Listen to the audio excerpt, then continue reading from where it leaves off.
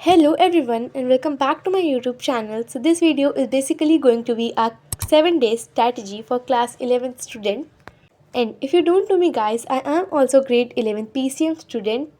So basically in this video I am going to tell about how to start class 11th and आप किन किन resources से पढ़ो जिससे आपका class 11th waste ना हो, क्योंकि ये बेसिक्स बिल्ड करती है हमारे क्लास 12th के लिए।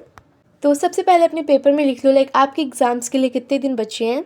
Because my exams are starting from 21 Feb and मैंने 7 डेज़ का रखा है। आप अपने चेंजेस भी कर सकते हो और एक्स्ट्रा डेज़ रख सकते हो रिवीजन के लिए। सबसे पहले बात करते हैं रिसोर्सेज की। तो रिसोर्सेज से आप नेक्स्ट टॉपर्स की क्लास 11th के बैच से पढ़ सकते हो एंड सेकेंड आप PW से पढ़ सकते हो, उदय बैच से। मेरा पर्सनल फेवरेट PW है बिकॉज मैंने क्लास 10th में भी वहीं से पढ़ा था एंड 11th में भी मैं वहीं से पढ़ रही हूँ। बट शॉर्ट लेक्चर्स के लिए मैंने आज नेक्स्ट टॉपर का बैच खोला था एंड इसमें भी 10 से 15 मिनट के काफ़ी अच्छे अच्छे लेक्चर्स हैं अगर आपको रिवीजन करना है। और अगर आपको लॉन्ग फॉर्मेट वीडियो देखनी है तो वो भी अवेलेबल है। बट आई सजेस्ट यू कि आप उदय बैच से पढ़ो बिकॉज वहाँ पे ऋतिक सर मैथ्स पढ़ाते हैं, बहुत अच्छी पढ़ाते हैं। समृद्धि मैम बायो पढ़ाती हैं। तो बस एंड पहले ट्राई करो हाई वेटेज वाले चैप्टर्स का। मैथ्स में derivatives, limit and derivatives is the main chapter. तो ऐसे अपनी टीचर से पूछो कि किस चैप्टर का कितना वेटेज है एंड उसके अकॉर्डिंग अपनी प्रिपरेशन स्टार्ट कर दो। एंड आप टीचर से पूछोगे तो वो बता देंगे किस चैप्टर की कितनी वेटेज है और कौन सा चैप्टर सबसे ज़्यादा इंपॉर्टेंट है। तो उसी के अकॉर्डिंग अपनी प्रिपरेशन स्टार्ट कर दो। एंड अब हाफ़ ईयरली के शॉर्ट लेक्चर्स लेना अगर लेने हो तो बिकॉज हाफ़ ईयरली वाला एनुअल में बहुत कम आता है। 30-70 का रेशियो होता है और 80-20 का होता है। मेरे स्कूल का ये है कि 70% एनुअल के कोर्स से आएगा एंड 30% हाफ़ ईयरली के। तो इसीलिए एनुअल का ज़्यादा प्रिपेयर करो। एंड हाँ, क्लास 11th में हो और लास्ट में प्रिपरेशन करो तो 10 से 12 घंटे मिनिमम तो देने ही पड़ेंगे। And these are my physics के नोट्स जो मैं पढ़ने जा रही हूँ अभी। और अगर नोट्स नहीं है तो बुक ही में अपना मार्क कर लो, बुक में स्टिकी नोट्स वगैरह लगा लो। एंड फिज़िक्स का एक लेक्चर एक दिन में कंप्लीट करने की कोशिश करो। और हाँ, एनुअल के कोर्स से स्टार्ट करना एंड हाफ़ ईयरली के लिए बहुत शॉर्ट वाले लेक्चर्स ले लेना। और जितना पढ़ना उसको रोज़ रात में रिवाइज़ करके सोना और सुबह उठते ही रिवाइज़ करना बिकॉज लास्ट मिनट में कर रहे हो तो चीज़ें भूलने के चांसेस ज़्यादा रहते हैं।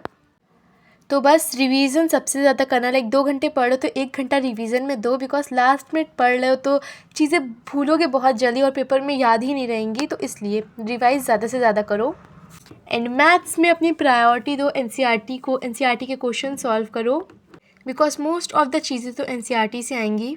मैथ्स के लिए ऋतिक सर के लेक्चर फॉलो करो जो कि बहुत बेस्ट हैं। आई नो लेक्चर्स थोड़ी लेंदी है बट उनमें ये है ना कि आप अगर एक बार देखोगे तो आपको चीज़ें समझ में आ जाएंगी। एंड बायो के लिए तो समृद्धि मैम पढ़ा ही रही हैं उदय में, तो वहाँ से पढ़ लो। और हिंदी इंग्लिश तो ऑब्वियसली हम पेपर के एक दिन पहले संभाल ही लेंगे, वो तो इजी सब्जेक्ट में आ जाते हैं।